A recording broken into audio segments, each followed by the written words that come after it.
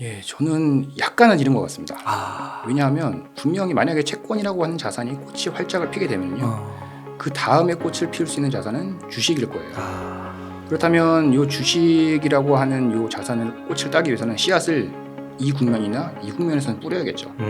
그런데 분명히 여기를 지나가는 그 과정에서 주가는 한 번 더 추락일 수밖에 없겠고요. 네. 이 변동성을 조금 지나고 나서 채권 수익률이, 그러니까 채권에 대한 채권 자산이 굉장히 꽃이 활짝 피었을 때, 그때 들어가도 좀 늦지 않을 것 같다라고 와. 이렇게 예상을 하고 있습니다. 우리은행 투자상품 전략부에서 이코노미스트로 근무하고 있는 최진호입니다. 예, 잘 부탁드리겠습니다. 네.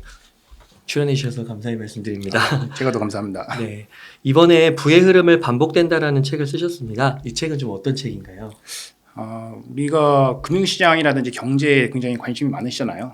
근데 이런 시장의 흐름이라든지 경제의 흐름은 일방적으로 흐르지 않고 항상 어떤 사이클 같은 걸 그리면서 이렇게 흘러가거든요. 네.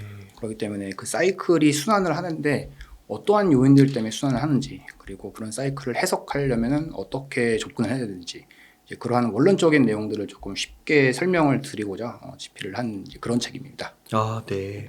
그래서 오늘 정말 여쭤보고 싶은 게 많은데 책에서 그 화무 11홍 모든 자산은 피고 지는 계절이 있다고 하셨습니다. 예. 그리고 또 어제 FOMC가 끝나가지고 네. 지금이 좀 어떤 시기일까 궁금하더라고요. 네. 지금 시기에는요, 제가 가지고 온 자료를 보면서 이렇게 시각화해 놓은 자료가 있어서 그걸 보시면서 설명드리면 조금 더 편할 것 같은데요. 제가 말씀드렸던 것처럼 모든 자산은 피고 지는 계절이 있다. 이제 책에서 나온 요 하나의 이제 목차를 가져왔는데요. 지금 여기 보시는 이제 왼쪽의 그림 같은 경우에는요, 경기 투자 시계도라는 겁니다. 네. 메릴 린치에서 만든 자료를 제가 이제 갖고 오긴 한 건데, 투자에 좀 관심이 있으신 분들은 뭐 구글 같은 데서 구글링 하시면은 충분히 쉽게 찾으실 수 있는 그런 자료예요. 근데 요 이제 그림의 Y축을 보시게 되면 이쪽은 이제 경기가 어느 정도 성장하느냐, 성장률을 의미하는 것이고요. 요 이제 가로축은 인플레이션이 오르고 내리는 그 정도를 이제 의미한다라고 보시면 될 것 같습니다. 그래서 요 성장과 요 인플레이션이 조합되는 강도에 따라서 이렇게 네 가지 국면으로 조합이 되고요. 시계 방향으로 이렇게 뱅글뱅글 이렇게 돌아가게 되는 거죠. 근데 이제 요 그림은 그 자산 시장이라는 것이 어느 계절에 가장 화랑을 보이는지, 꽃이 활짝 피는지 그런 것들을 보여주는 개념적인 차트라고 보시면 될 것 같고요. 물론 이제 실제 시장이라든지 실제 이제 경기 데이터가 이거하고 얼마나 매칭되느냐는 또 별개의 문제입니다. 네. 그래서 이러한 이제 개념도를 가지고 제가 실제 데이터로 한번 이제 매칭을 시켜본 게 바로 이 오른쪽에 있는 그림인데요. 네.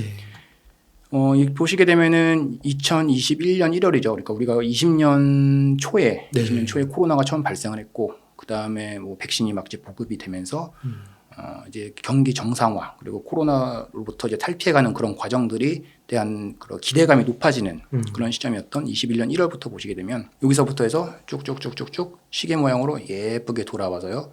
22년을 지나고 이제 23년 2월 달 여기까지 이렇게 돌아오는 것을 확인하실 수가 있죠. 근데 이제 코스피 같은 경우에 고점이 언제였느냐를 생각을 해보시게 되면은 21년 상반기에서 하반기 넘어가는 그 정도 시점이었었죠. 네. 그래서 그 시기가 여기입니다. 여기가 2021년 6월 달이니까요. 한 여기쯤이라고 보실 수 있겠는데요. 요 국면은 당연히 여기 보시는 것처럼 스탁이 그 상대적 메리트가 높은 그런 국면이었습니다. 근데 이게 거의 모양이 똑같네요, 왼쪽하고. 예, 그 조금 이따 제가 설명을 또 드릴 텐데요. 네. 그리고 작년 이맘때죠.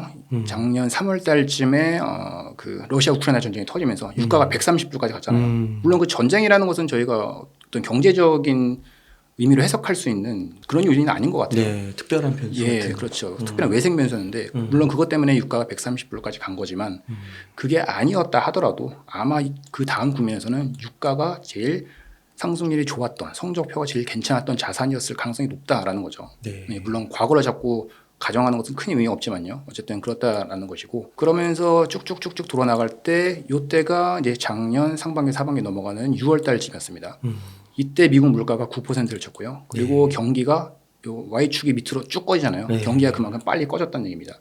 경기가 빨리 꺼지면서 물가는 높으니까 당연히 세그플레이션 같은 이런 단어들이 유행을 하기 시작했고요. 그러다 보니까 이런 상황에서는 아시다시피 주식, 채권 모두가 다 마이너스인 환경이었습니다. 맞아요. 즉, 현금만이 다 선호되는 그런 시기였고요. 현금 중에서도 정확히 말씀드리면 달러가 제일 선호되는 시기였죠. 그래서 원달러 환율도 이 시기에 여기를 거쳐가는 과정에서 작년 뭐 11월 그때쯤 1,400원. 예, 그렇죠. 1,450원까지 갔던 맞아요. 그 시였던 것입니다. 그래서 방금 이제 용달님께서 말씀하셨던 것처럼 시계 모양이 굉장히 예쁘게 돌아가고 있잖아요. 근데 제가 왜 이 시계를 가지고 왔냐 하면요. 이 시계 모양이 저희 같은 이제 사람들은 매번 그 데이터가 발표될 때마다 이 시계를 좀 가시적으로 확인을 하기 위해서 각종 통계적인 방법이라든지 그런 것을 통해서 시그널을 추출을 하려고 해요. 그런데 이상하게 코로나 이후에 나타났던 21년 1월부터 최근까지는 특별한 어떤 통계적인 기법이라든지 그런 것을 적용을 해서 감안하지 않더라도 시계 자체가 굉장히 예쁘게 돌아갔다는 거죠. 그렇기 때문에 여기서 이제 느낄 수 있는 거는 그 직관적으로 딱 어떤 생각이 드시나요? 앞으로도 예. 이렇게 반응이 그려지지 그렇죠. 않을까? 패턴이 이렇게 들어왔기 때문에 어. 이렇게 갈 거다라고 하는 기대감이 굉장히 높죠. 그리고 이 국면에서 가장 화랑인, 가장 이제 꽃이 활짝 피는 자산은 채권입니다. 본드. 예. 그래서 좀 발이 빠르신 분들은 올 초, 작년 말, 조금 더 가자면 작년 한 11월, 12월 때쯤, 네. 아니 한 10월에서 11월쯤 했던 것 같네요. 미국 10년물 국채 금리가 4% 넘어가던 그 시점부터 이미 채권에 들어가셨을 겁니다. 그래서 그런 분들은 그때 일찌감치 씨를 뿌리신 분들은 지금 금리가 많이 낮았잖아요. 네. 그러니까 어느 정도 수익률을 보고 계셨을 거고요. 이 국면에서 채권이라는 자산이 활짝 꽃이 피울 때까지를 지금 기다리고 계시는 이제 시점이다라고 이렇게 이제 볼 수 있을 것 같습니다. 그래서 화무 11호 예. 모든 자산, 그러니까 스탁, 뭐 커머디티, 캐시, 본드 이렇게 다양한 자산이 있는데 예. 좋을 때가 있고 지는 그렇죠. 때가 있고 우리가 지금은 본드. 맞습니다. 지금 모든 자산을 보고 있으면 예를 들어서 뭐 이때 이렇게 주식 막 올라갈 때 보고 예. 있으면 한없이 올라갈 것 같고 그러니까요. 또 작년 불과 작년 하반기만 생각을 해보게 되면 계속 떨어질 것 떨어질 것 같으면 계속 떨어졌고 모든 게 다 망할 것 같고 맞아요. 그렇지만 분명히 사이클이라는 것이 존재한다는 것이죠.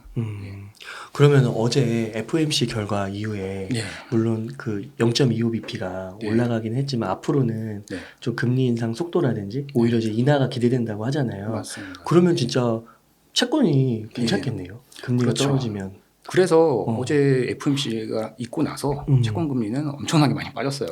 그리고 이미 25bp 인상을 하고 나서 추가적으로 인상을 못할 것이다라는 베팅 때문에 그 채권 시장에서는 이미 그 SVB 이슈가 나오면서부터 채권 금리가 많이 빠졌습니다. 그리고 실제로 어제 25bp 인상을 하면서 작년하고 다른 점은 뭐냐면요. 점도표 있잖아요. 연준의 점도표라는 거는 앞으로 이제 연준 위원들이 이 정도까지는 이제 그 기준금리를 올릴 것이다라고 하는 것을 알려주는 선제적 가이던스라고 보시면 되겠는데요. 작년에 있었던 FOMC 중에서 그리고 참고로 점도표는 1년에 4번 발표가 돼요. 3월, 6월, 9월, 12월. 근데 작년에 보시게 되면 3월, 6월, 여기 9월, 12월 FOMC가 있을 때마다 점도표 값이 계속 올라갔습니다. 그러네요. 그러다 보니까 점도표가 올라가다 보니까 당연히 시장 금리도 그에 따라 붙는 현상이 이렇게 후행적으로 나타났었죠. 그런데 이번에 FOMC 오늘 새벽에 있었던 그 FOMC에서는 점도표가 처음으로 5.1%로 그냥 유지가 되었습니다. 더 이상 금리를 올리기에는 조금 부담되는 환경이다라는 것을 연준 위원들도 어느 정도 인정을 한 셈이다라는 것이고요. 실제 기준금리가 여기까지 많이 따라 붙었잖아요. 즉 연준 위원들이 선제적으로 안내를 한 이 포워드 가이던스의 레벨과 실제 기준금리가 많이 격차가 줄어들었다. 네. 그 이후에는 뭐겠느냐. 동결로 갈 가능성이 높다. 그리고 나아가서 채권시장 같은 경우에는 금리 인하까지도 지금 기대하는 환경이다라는 거죠. 네. 그래서 그런 모습들이 여기 보시는 오른쪽 차트에서 보이고 있는 것이고요. 요 SVB 파산 이전까지만 하더라도 금리 인하 기대가 본격화되는 것은 연말쯤을 예상을 하고 있었어요. 금융시장에서.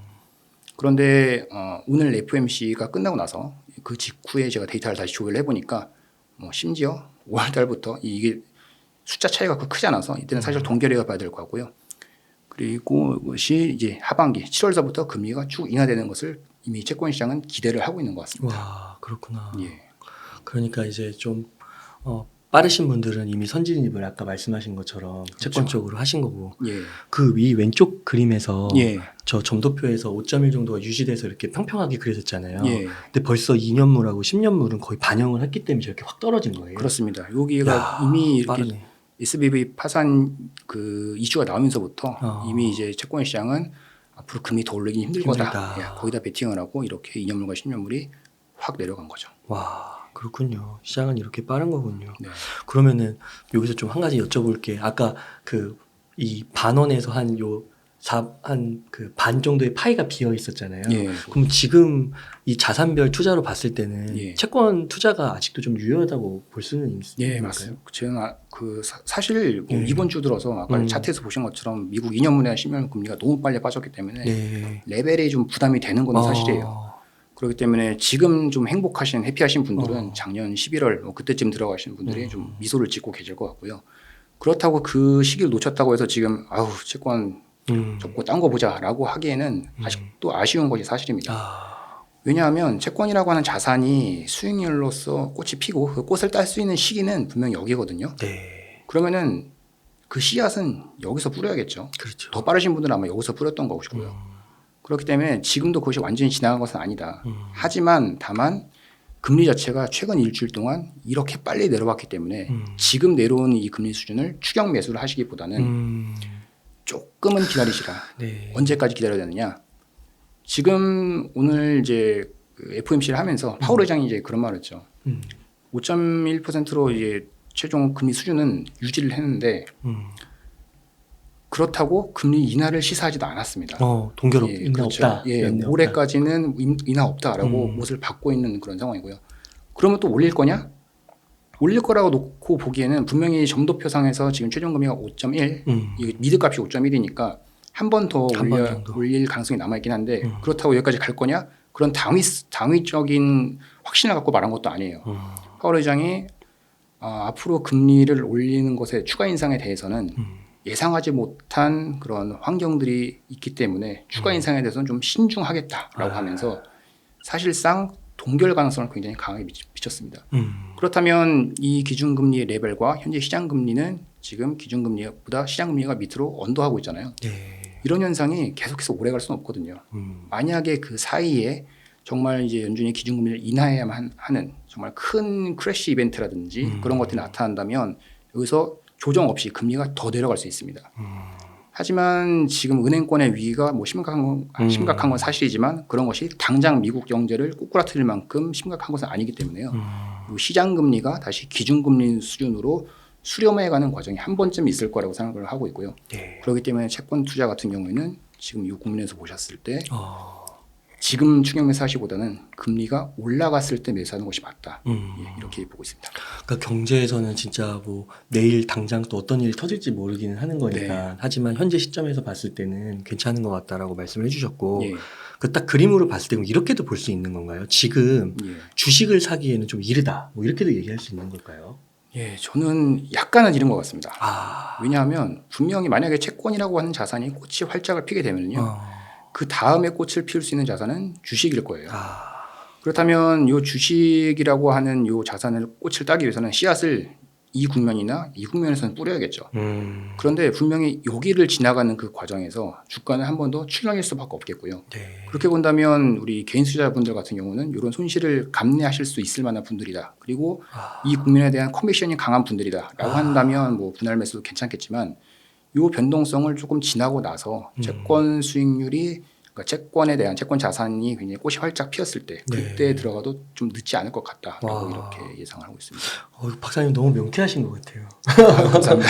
이게 제가 이렇게 거시경제 이렇게 매크로 듣고 이러면 예. 너무 이렇게 어렵기도 하고 용어도 네. 복잡하기도 하고 막 너무 변수도 많고 그래가지고요. 그렇죠. 근데 와 이거 그림으로 이렇게 설명해 주시는데 너무 명쾌하네요. 예, 이 그림을 예. 좀 많은 분들이 보셨으면 좋겠습니다. 아, 네. 그래서 또 챕터에 이렇게 앞부분에 또 배치시키는 네. 거 누르신 거고요.